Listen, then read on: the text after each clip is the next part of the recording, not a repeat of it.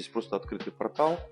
Сейчас мы сделаем растопку. Я хочу вам продемонстрировать, показать, как это работает.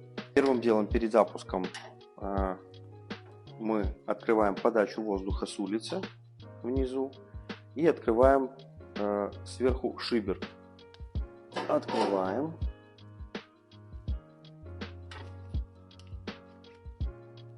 Открываем здесь эту волшебную ручку. Запускаем.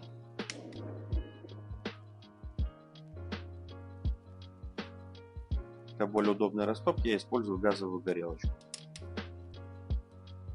потому что ей в том числе при растопке камина лично мне удобно прогнать холодную воздушную пробку в дымоходе, и при этом нету излишней задымленности.